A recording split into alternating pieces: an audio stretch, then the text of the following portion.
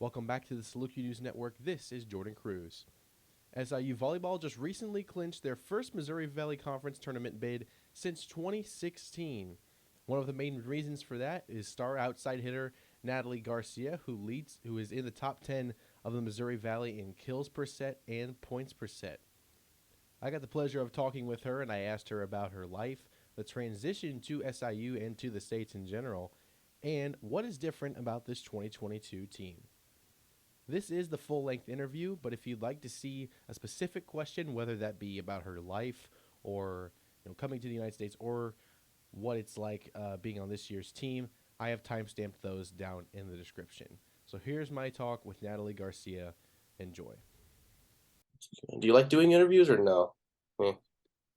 I mean, it doesn't matter. Okay. It's okay. They're okay. Okay. Let's start with a couple warm-up questions first to get the ball rolling. So you're from Puerto Rico. Yeah. And the first college you went to before SIU was in Texas, correct? Navarro College? I went to a junior college in Florida, and then Florida, okay. and then I went to Navarro in Texas. Okay. Yeah. I looked on your page on SIU's website, and it only said that. Yeah, and it just Texas, talk right? about Navarro. Yeah. Okay. I see. So I'm not stupid then. No, it's okay. So my question on that is, when you came to Carbondale, to SIU, was that the first time you had to experience cold weather, like in wearing a bunch of sweatshirts and? Not really, because when I was in Texas, we had like a winter storm or something, and it was really, really cold. Like it was Really? really cold. But like here was really cold too. Like I'm not used to it, and and still like it's really bad, but it's okay. Yeah. So that first time when the winter storm happened in Texas, were you like, what the heck is this white stuff falling from the clouds or whatever? I know, yeah. I was like, what in the world is this? Like Mm-hmm. it's just so cold, and Mm-hmm. we didn't have like we lost the power, so we didn't have power for like a couple days. So it was awful because when you was like sleeping, you didn't have like um the like hot temperature or something in your room. So it was like everything was cold, like it was freezing. It was really bad. That's awful. It is, but I mean, I've been here my whole life and I still don't like it. I know. Like I try, but it's just so like I don't know. I'm not used to it, and I don't know. Yeah, I don't know. It's just you'll so never get hard. used to it. Yeah. I know. So my next question is about Puerto Rico. I tried to be good at my job and do some research on Puerto Rico. I've never been to Puerto Okay. Rico. I didn't realize how small the island was. It's a very small island. Yeah, it's really small. Like you can like be in like a far place in like 2 hours or three, and that's it. Or you Yeah, can like, literally visit the whole island in like a couple hours, and that's it. that's crazy. So my And question is, when you're there's still about, I think there's a little over 3 million people who live in Puerto Rico. When you yeah. are, let's say you are in your hometown of Cuamo, for example, and then you go to a bigger city like Bayamon or San Juan, do you feel, is it one of those things where you feel like you know everyone, or when you go to those bigger cities, it's like, no, this is still foreign to me, even though, it's not that far. Okay, so since I have been like playing volleyball since I was little, so we used to like play against like a lot of girls like so many times in my life. So every time, for example, every time I go to a far place, for example, I'm from the south, so if I go for to San Juan, it's like an hour and a half or an hour and 40 minutes. So if I go there, I promise you, I'm gonna find someone that I know. It's literally you Yeah. can find everybody in like the far place, like, and you can know like every people because it's just so little, and you can like you literally know everybody. Mm-hmm. But yeah, Yeah, that's crazy. I mean, here it feels like if you're in a small town of like 3,000 people, then you know everyone. But if you're in a big city, you don't know anyone because I the United know States is so big. you like meet people like every day. It's so crazy. Mm-hmm. It's really crazy. My next question, your English sounds good. I don't know how often you get told that. Is learning to speak English something that you are taught from a very, very young age? Like this is something you have to do because of the relationship between Puerto Rico and the United States? Or is this something that you had to learn because you knew you were going to come to the States at some point? Okay, so when I was in high school and middle school and elementary school, we have an English class, like it was required. Hmm. And but I was like, oh my God, I know English, so I'm gonna be prepared for my freshman year of college, stuff Hmm. like that.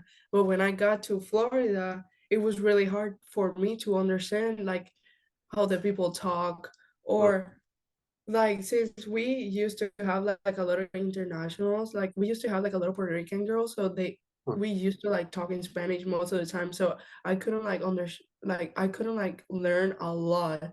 So until I went to Texas, I feel like in Texas, I learned most of the English that I know now. That's good. So Yeah. yeah, And Texas has, and Florida, both states have a lot of Hispanics there too. So I know. there's a lot of people you can speak your native language with, and I'm sure that Yeah, helps you a lot when you were first there. My last question about Puerto Rico, and this is just a personal one. I love baseball. I'm a huge baseball fan. I want to ask, is it really that big in Puerto Rico? Is it like the main yeah, sport that people yeah. love in Puerto Rico? I'm a huge one of my favorite baseball players. His name is Javier Baez.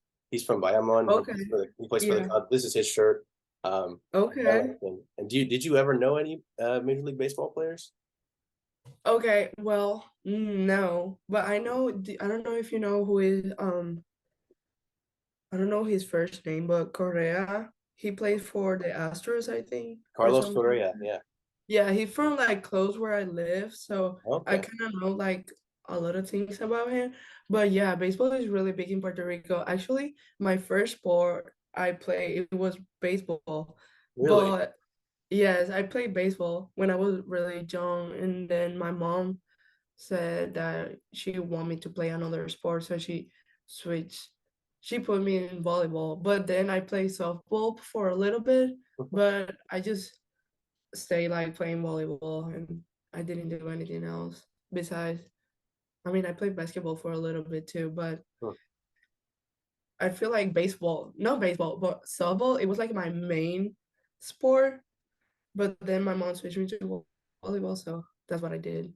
That's interesting. And that kind of Yeah. transitions into my next question was how did you come to love volleyball? Obviously, you said your mom made you kind of get into it. Yeah. And you're pretty tall too. Obviously, that's you have to be tall to play volleyball. Yeah. Was did that have influence on it too? Like when she saw how tall you were, she's like, okay, you have to play volleyball. Not really. Okay, I'm gonna be honest with you, but so I was playing I was playing baseball, but my mom said that I was getting like kind of like masculine, so she said, "No, I don't want you to play baseball. I want you to play like volleyball because Hmm. I don't know, probably she thought that I was gonna like I don't know, switch or something. I don't know if that makes sense, but I understand. yeah, but I was like, yeah, whatever. But I started like playing volleyball when I was like 5 years old. So yeah. So Hmm. yeah, I think I just get used to volleyball and Yeah, love the sport, I guess. yeah. And you got pretty good at it too. Um, Yeah.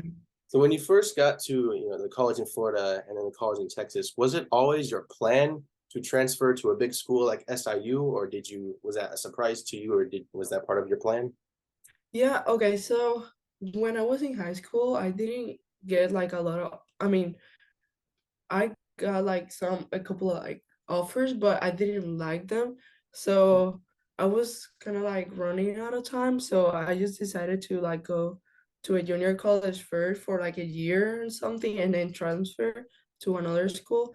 But um when I was in Florida, the volleyball program dropped and Hmm. I was kind of like I was running out of time, I guess, again.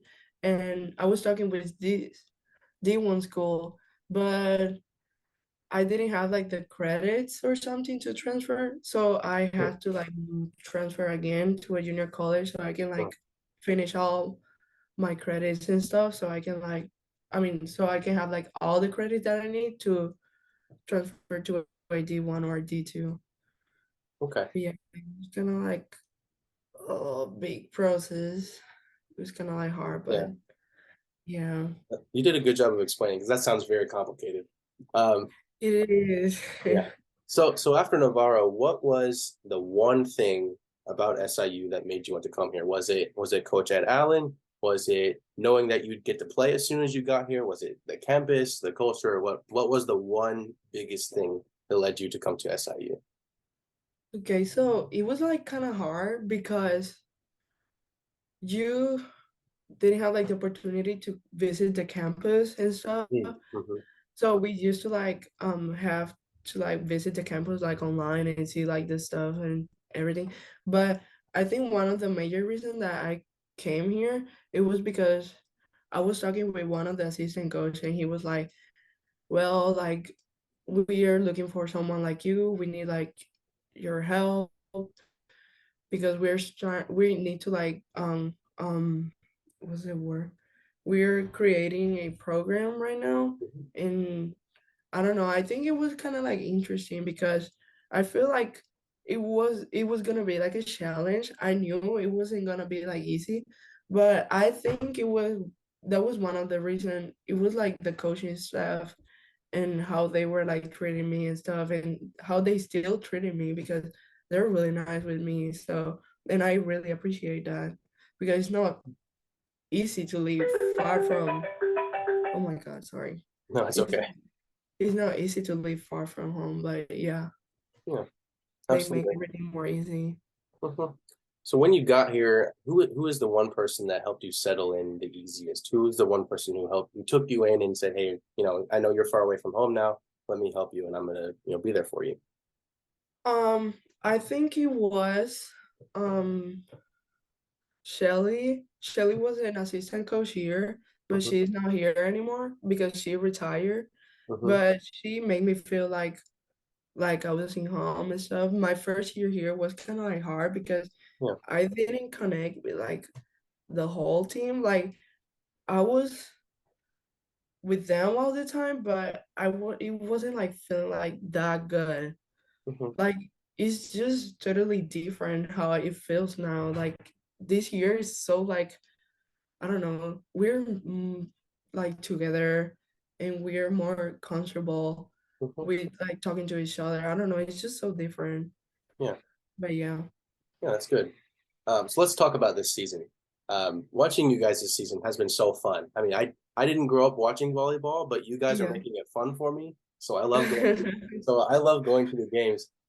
What was your first reaction when you saw Davies Gym? I mean, it's not a big gym.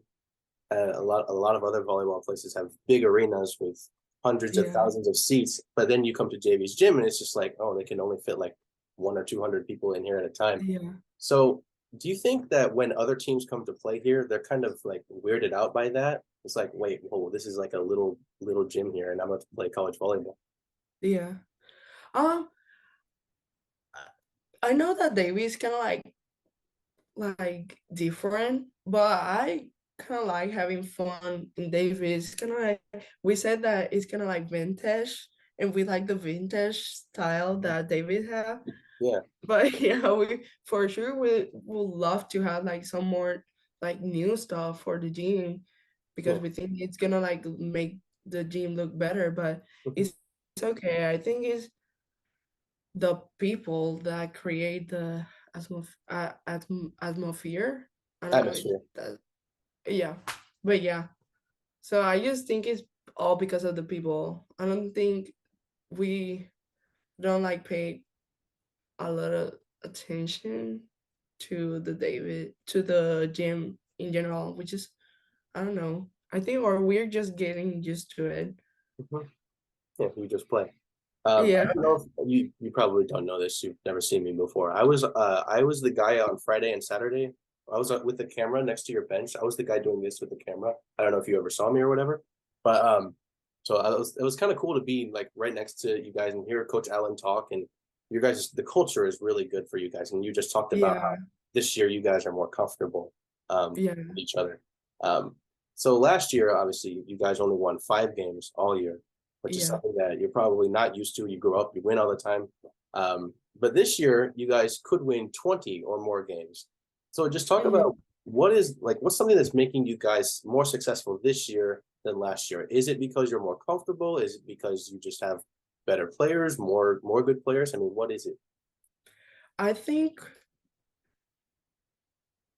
since some of the players left, I don't want to say that they were making like a problem in the team, but I don't know, it just feel more like light. It was it was feeling like kind of like heavy last year. Hmm. This year it's kind of like light. Everything is just so like easy. Like you can talk to anybody. Like I think one of the biggest thing that is helping us right now is the ball control. Like the freshmen, Mhm. they're really good at it.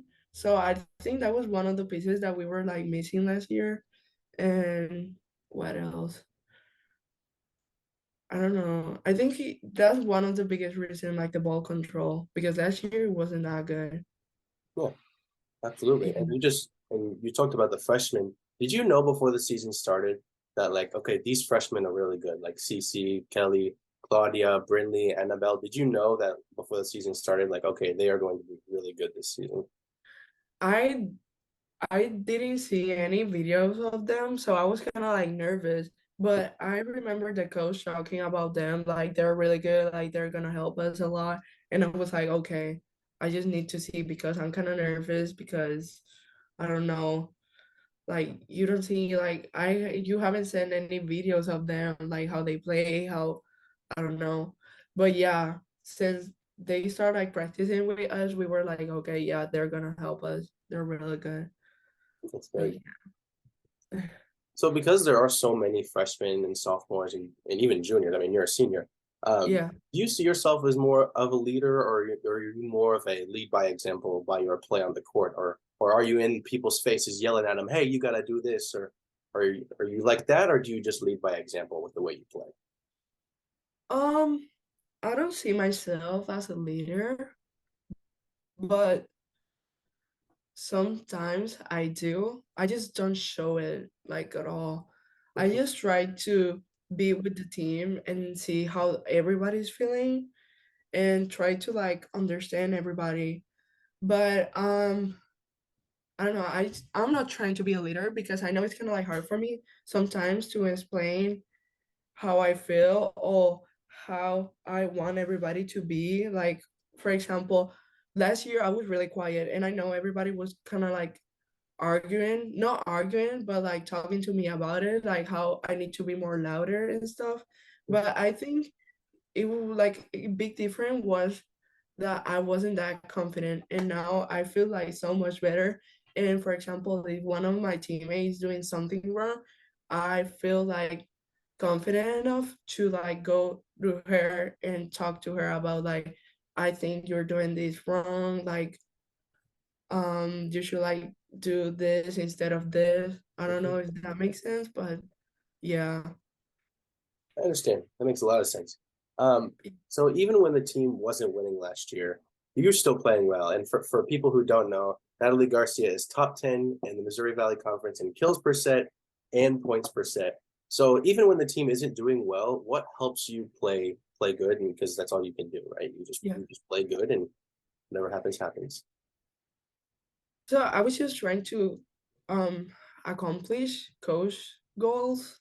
So I was just like trying to do my best every game. Like I know it was like a hard season, but every day that we play, I was just like trying to do my best and I was just like playing for them. Besides, didn't talk to them at all, but I was just like trying to do my best. Yeah, so I think that helped me a lot. Yeah, that's good. Yeah. Absolutely. And this is the last question I have, so we're about done. What can Saluki volleyball fans expect for you guys? You have three more games in the regular season left, and then the conference tournament starts. So, what can the fans expect from you guys in your last few games of the season? Okay, so I don't know. I feel like really confident. I think we want to play really well these 3 games left that we have, so we can like be prepared to the conference tournament. I think we're really excited to play in the conference tournament because I think this team haven't been there since 2015 or something like that. Hmm. So we're really excited, and we just want to do like the best that we can. Like our first goal was to make it to the conference tournament, and now that we did that, I guess we just want to like win it now. But we will see how everything go. And yeah, That's good. Well, thank you for being on this Zoom. I'm sorry I was late, but it went no, very it's well. okay. It's all good. I thought it went well. I have one more bonus question. What's your favorite restaurant in Carbondale? Sergio's. I Sergio's, you love really like that? Sergio's. Yes, I I like love Sergio's. I like Sergio's too. What do you get? I usually get a fajita chicken quesadilla. It's like really good. Oh, okay, okay. I like Yeah. I like a lot of meat, so I get the grande monster burrito. It's huge. Okay. It's like this long. That's really good. I Mhm. think one of my teammates used to get that, so it looks really good. So maybe I get it for next time, I guess. I don't know. Maybe if you go like right after practice or right after a game, you can get a lot of protein, Right. right? So true. That's so All right. funny. All right, that's all I have. But yeah, Thank you so much, Natalie. It was good. thank you so much. Good luck Th- this weekend. Thank you so much. Thank you for watching that interview here on the Saluki News Network YouTube channel or on social media, wherever you're viewing it. If you'd like to see more, make sure you follow us on the other platform, whether that be our social media or YouTube. They're both at Saluki News Network. And stay tuned for more updates from our other fantastic reporters coming very, very soon. That's all I have for you today. This is Jordan Kruse signing off for the Saluki News Network.